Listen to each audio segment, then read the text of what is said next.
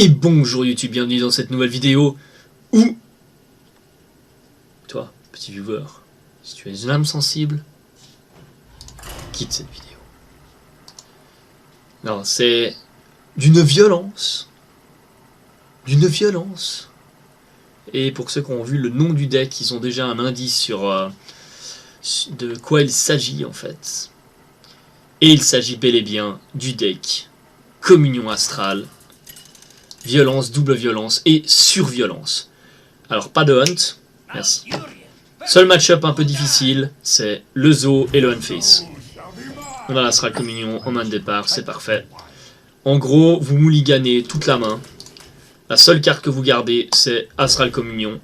Et vous pouvez garder la croissance. C'est les deux seules cartes en fait que vous pouvez garder. Pourquoi la croissance? C'est l'unique carte qu'on va garder. L'innervation, ça dépend les match-up, mais il faut vraiment avoir l'Astral Communion, donc il faut vraiment mulligan pour l'avoir. Et en fait, du coup, la pièce ne servira à rien ici, en fait. Donc je peux pièce croissance, pour éventuellement avoir 3 points de mana, ce qui ne change absolument rien.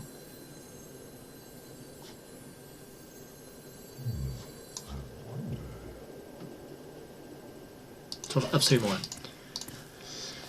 rien. Donc, 3 cartes ennemies en carte de mulligan. 3 cartes ennemies parce que vous avez une chance d'être premier ou deuxième, donc on coupe la poire en deux. Donc 3 cartes ennemies, donc environ 7 cartes au mulligan que vous pouvez voir, plus les 4 cartes que vous allez piocher jusqu'au tour 4. Et donc, ça vous fait une chance sur 15 de piocher, parce qu'il y en a 2 dans le deck, l'Astral Communion. Et donc, vous l'avez... alors, j'ai pas calculé les pourcentages, mais c'est plus ou moins 11 sur 15, donc ça arrive très souvent. Ça arrive très souvent qu'on arrive tour 4, ou même tour 1 ou tour 2, et on peut faire l'Astral Communion.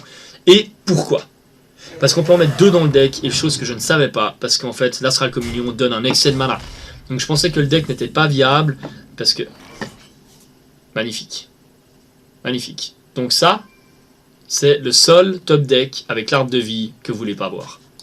Après avoir fait une Astral Communion. Le seul, l'unique. Il y a 3 cartes dans le deck. Il y a 2 Innerve et l'arbre de vie. Il n'y a que 3 cartes dans le deck qu'on veut pas voir en top deck. C'est tout. Tout le reste, c'est de la pioche ou c'est des gros tons. Donc en fait, on rush très vite sur le tour 4. On fait Astral Communion et après on chie les tons. C'est simple que ça.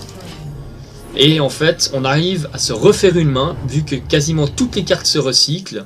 En fait, on peut vraiment repartir très très vite. On a Eldemort, donc là c'est parfait, parce qu'il a pile le siphon, Uncurve, etc. On a le top deck d'innervation qui nous a mis vraiment dedans. Donc ça va être difficile. Ça c'est pour accélérer un peu, ouais, bah, décidément. C'est pour accélérer en fait. Bon, c'est pas mal nourriche, hein, ça permet vraiment justement de repartir. Mais parfait, on a une autre innervation. Magnifique, l'Astral Communion. Donc là on a vraiment la sortie la plus dégueulasse qu'on peut imaginer. On peut top decker l'arbre de vie maintenant, nous serait utile parce qu'on va être bientôt en danger de mort. Donc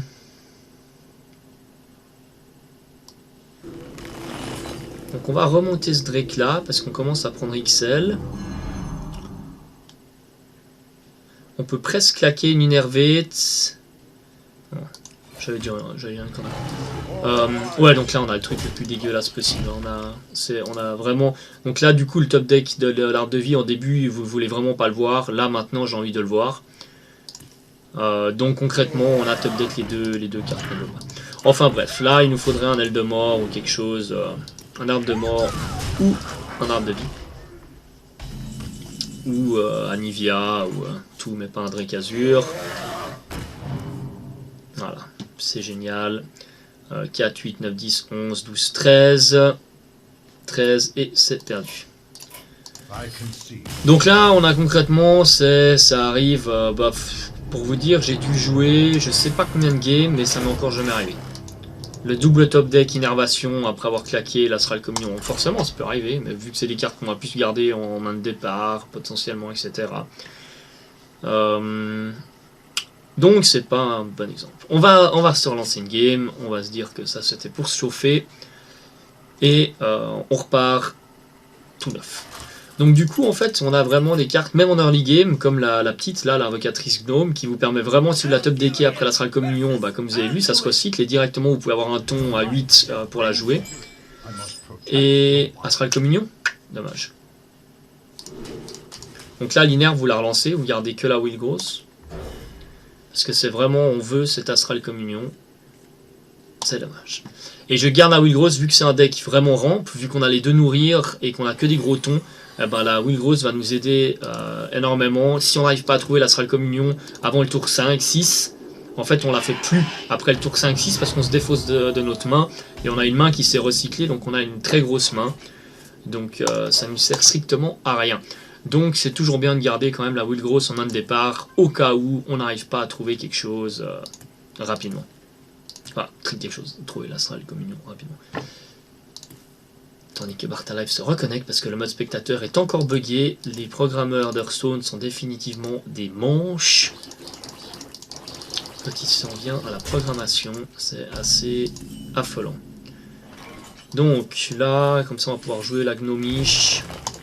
Là, il faut qu'on trouve un nourrir. Il faut qu'on trouve maintenant une Astral Communion, ou il faut qu'on trouve un nourrir. Très vite. Sinon, on peut être dépassé par les événements. C'est un deck qui reste viable quand même, hein, même en late game, vu qu'on a énormément, ça reste presque un ramp. Hein, on a quand même du heal, la carte de vie, les deux anciens, etc. On a beaucoup de cartes qui se recyclent, mais ça reste quand même un deck qui est basé.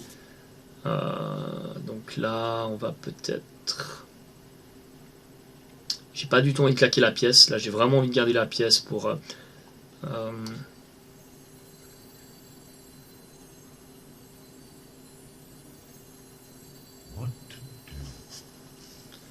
vais faire ça et Drake Azur tour prochain, je pense. J'hésite vraiment à mettre Torisan dans ce deck. Pourquoi? Parce que dans le cas où on trouve pas les Astral Communion, du coup, en fait, un Torisan aide énormément, vu qu'on n'a pas de tour 7, quasiment, à part les deux anciens. On n'a que des tours 8 et 9. Du coup, en fait, le Torisan nous aide vraiment à curver beaucoup plus facilement. Mais c'est une carte qui nous fait chier sur la top deck après la présence astrale. Donc j'ai un peu encore le cul en deux chemises comme ça. Je sais pas si je vais l'ajouter ou pas. Donc à ce stade-là, si je tire Astral Communion, maintenant c'est le pire top deck je pense, parce que en fait je peux plus le faire ici. Donc là je pense que je vais nourrir. Et je vais gagner encore 2 cristaux. Et je vais pièce Gnomish.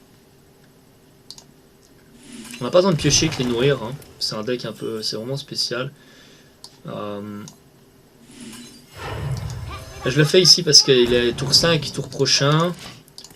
Donc tour 5, nous on est tour 9. Tranquille. C'est peinard. Donc ça rampe quand même bien. Hein. Quand on n'arrive pas à trouver la présence, comme j'ai dit avant, ça rampe. Mais il ne peut pas cabale encore. Donc je vais pouvoir... Voilà, c'est très bien, il fait le trade. Ici, c'est parfait. Donc là, on va jouer une Isera. Parce qu'un Cenarus, en fait, la Nova fait beaucoup trop mal. En Nefarian, c'est un peu l'effet qui se coule après la présence astrale. Tandis que là, la Isera, elle se met vraiment très très bien. Carte de merde qu'on n'a pas vraiment envie de voir ici, qui peut nous permettre de temporiser au cas où il met une Sylvanas ou quelque chose comme ça. Donc c'est pas si ridicule que ça. Je pense qu'on va Kel'Thuzad de toute façon le tour prochain.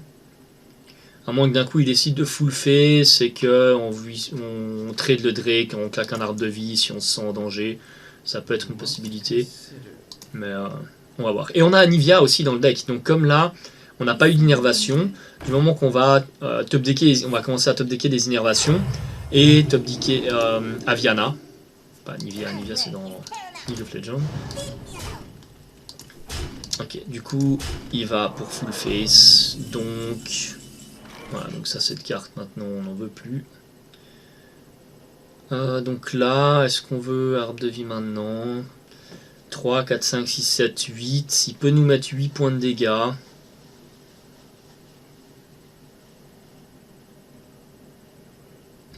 Je peux le tenter à coup de Cenarius. Je pense que je vais Cenarius ici. Disons que s'il a une Nova, il va faire 2 points de dégâts ici.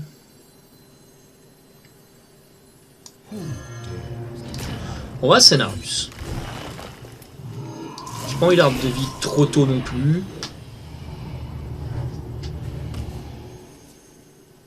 Tout que je passe mon tour à ça, je soigne juste mon Isera de 4. Je pense pas que ce soit super rentable. S'il a pas la Nova, je me mets bien. Et il peut pas Nova Pathtemor le Cenarius. Donc au cas où il Nova, bon bah il fait 2 points de dégâts, donc ça passe à 6. Donc il faut quand même qu'il envoie pas mal pour tuer l'Isera. Il peut rien faire d'autre. S'il avait été tour 8, je l'aurais pas joué comme ça, parce que c'est clair que Nova plus le Pathtemor ici, ça me mettait un peu dedans. Alors que là il peut venir cleaner, mais je peux venir jouer un Kel'Thuzad après. S'il trade, je vais venir jouer un Kel'Thuzad. S'il vient full face, je vais jouer un arbre de vie. Ça va vraiment dépendre de son play ici. Il a peut-être envie de me trade Isera. Ce qui serait potentiellement le play à faire. Ou se dire, allez, je go full face et... Ok, il va aller full face. Il pose le taunt. Il est parti full face. Donc ça m'arrange. Ça m'arrange complètement. Donc on va venir trade ici.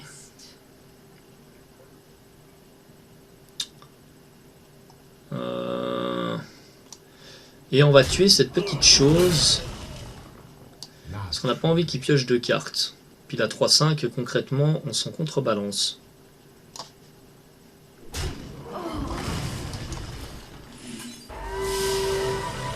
Voilà. On garde toujours cette carte ici, parce que bon bah, ça reste pété au cas où il nous met, comme on n'a pas de silence, ça reste pété pour une Sylvanas ou ce genre de choses.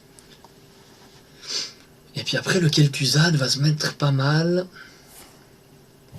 Ok, ça va gros gibier. Ah non, Pathtemor. Non, parce qu'il joue pas de sergent grossier, j'allais dire, allez. Ou double choix de Velen, ça aurait été un peu... Bon, il a finalement tué notre Isera, mais... À quel prix, j'ai envie de dire. Chromagus, qui est pas non plus... Faut qu'on puisse vider un peu notre main, donc...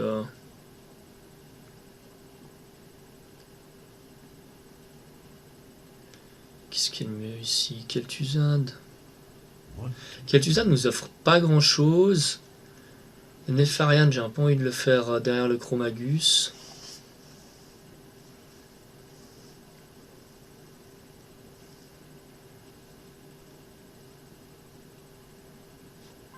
« 4, 5, 6, 7.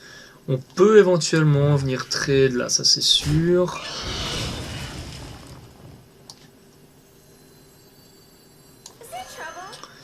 Je pense que ça c'est pas mal.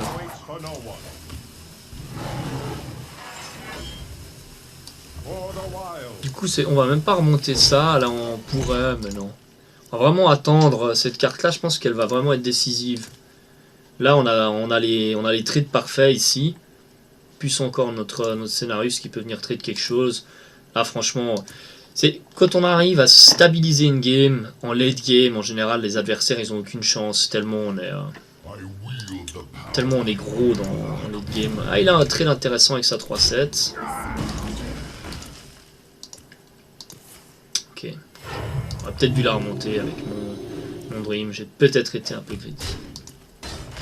Peut-être un peu. Ok.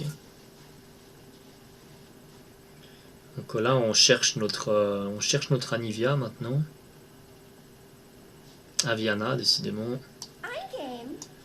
Ok, on va faire ça comme ça. Comme ça. Puis là, je pense qu'on va quand même mettre Kel'Thuzad.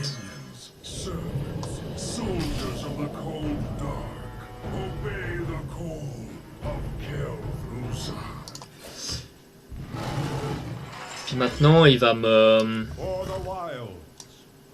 Maintenant il va me MC ça, et puis il va taper là. Est-ce que je lui la remonte finalement cette carte? S'il me contrôle mental lequel tu zades, je vais le regretter. Hein.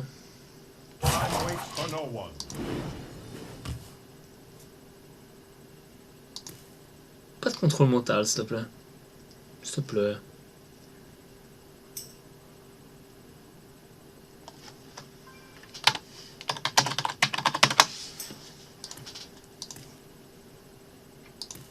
Le petit qui gueule.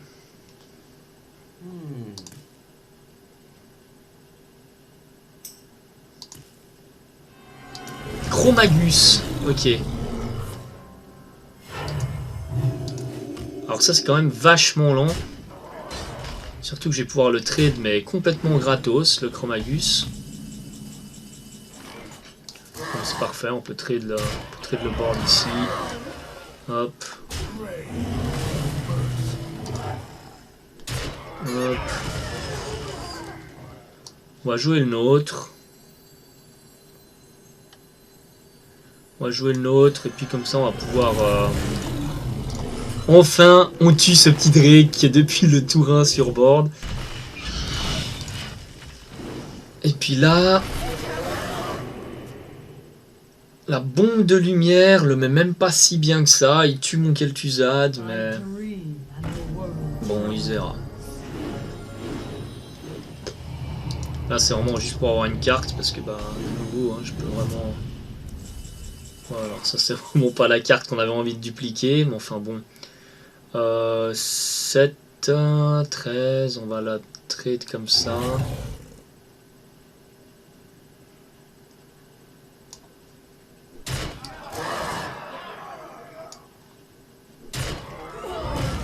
Comme ça, là, sur une bombe de lumière, on perd tout. Ça, c'est parfait. On peut se mettre du coup... J'ai pas envie de claquer mon inerve, mais 1, 2, 3, 4, 5, 6, 7. Donc je vais me brûler un sort. Mais on s'en fout, on est là pour le fun, on est là pour le spectacle. J'ai pas envie de claquer mon inerve. Ah non, bah ça marche pas avec ça, ok. Flash heal. Là c'est vraiment bien ici. Comme ça on est à l'abri de la bombe de lumière maintenant.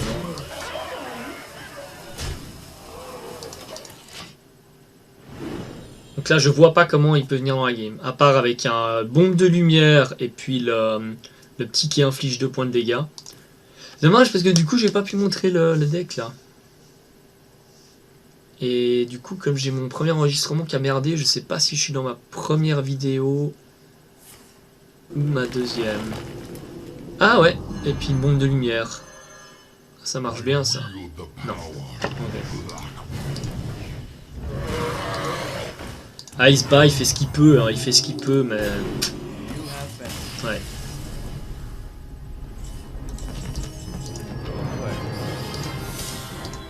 J'arrive pas à savoir si c'est ma première ou pas. Je vais en refaire une dans le doute. Je vais refaire une petite game parce que c'est cool. On a perdu un viewer. Le Melvin s'en est allé. Le Melvin nous a abandonnés. Et du coup, dans les match-up, comme il y a beaucoup de gens qui créent des decks, essaient, etc., c'est beaucoup plus mid. L'expansion se veut beaucoup plus mid, beaucoup plus late. Donc du coup, je vous invite à jouer ce deck. C'est vraiment complètement fumé contre le late. C'est insane. J'ai même pas envie de garder la Windrose ici, mais je vais quand même la garder par acquis de conscience. Mais des fois, j'ai vraiment envie de grid l'astral, surtout quand on a que 3 cartes en main en fait. Quand on est premier, on a vraiment, ça c'est dommage, c'est vraiment pas celle qu'on a envie de voir, parce que si on a présence astrale, en fait c'est vraiment une des cartes qu'on a envie de top deck après le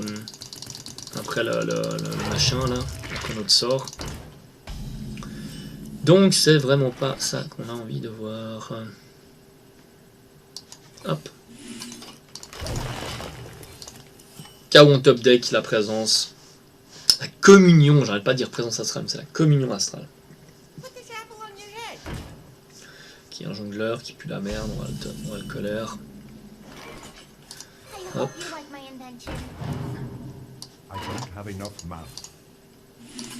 Sans colère cash. Hein. Donc on est contre un zoo. Donc on va voir comment ça tient contre un zoo ici. Je pense que le Eldemort va être... Et ce qui est bien aussi dans cette... c'est pas mal ça. Maintenant, est-ce que je veux Innerve Ancien de l'Or ou je le garde en fait pour faire Ragnaros tour prochain et tour d'après Ancien de l'Or. Je pense que je vais faire ça, sinon je sors un peu hors curve. Tac. Je préfère ici, je serais plus on curve parce que je sais que j'ai que un tour 7. Donc ça me permet de curver là beaucoup mieux. Par contre, il commence à avoir des sales trades, donc je sais même pas si je vais...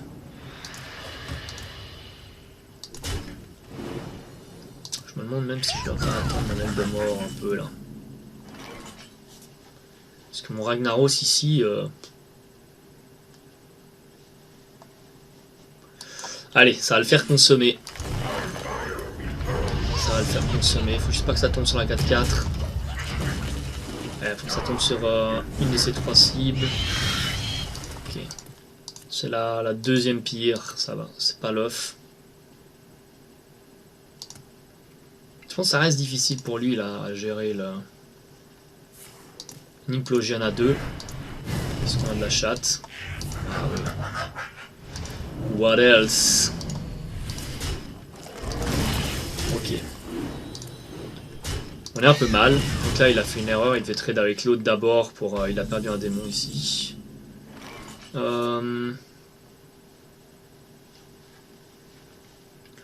Donc là, c'est soit on va chercher une Innerve pour pouvoir jouer Eldemort plus tôt. On met une 5-5. Je préfère ce play là en fait. J'enlève 4 points de dégâts. Je garde potentiellement mon ancien Flore pour me healer. Parce que je risque en fait d'aller jouer Eldemort tour 10. Donc je crois que je vais avoir envie de me healer avec mon ancien ici. On a tellement de pioches dans le deck en fait qu'on n'a pas forcément envie de piocher ici. Surtout on n'a pas envie de piocher quand on sait qu'on va devoir jouer un Eldemort parce qu'on est dépassé par les événements.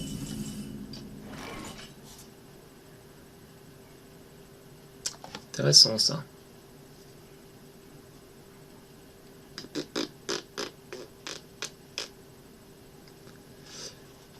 On va aller jouer Eldemort cash.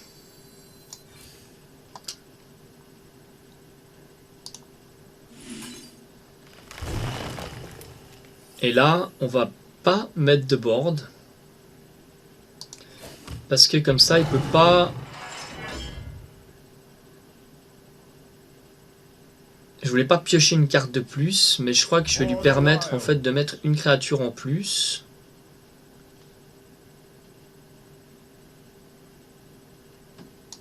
On va essayer de bet un géant. On va essayer de bet un géant des mers ou un truc comme ça, ou une carte un peu emmerdante. Ah putain. Non. C'est la pire carte qu'il pouvait jouer. La pire carte du truc. Parce que du coup, en fait, bah, il chope un démon et je risque de perdre à cause de ça. C'est la pire. Du coup, j'aurais pas dû tuer une carte. Voilà. Il peut mettre 5 points gratos avec un garde funeste. Là, c'est vraiment pas de chat. Il avait vraiment le... Il risque même d'avoir létal, en fait.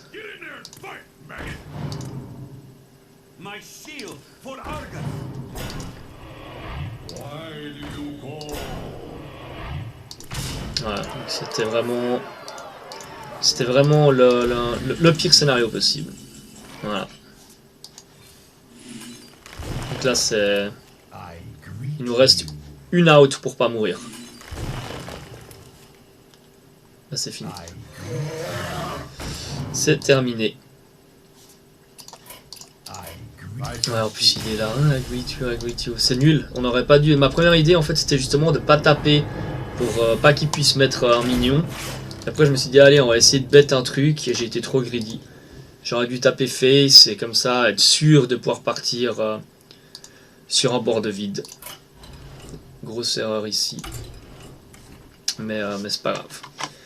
On va montrer le deck. Je vais refaire une vidéo là-dessus parce que là j'ai vraiment pas eu de réussite. On n'a vraiment rien sorti de complètement la curve qui est complètement insane. On n'a vraiment pas sorti de combo. Le deck a vraiment beaucoup plus de potentiel que ça. Donc voilà. Donc c'est malheureusement un deck qui est très très cher.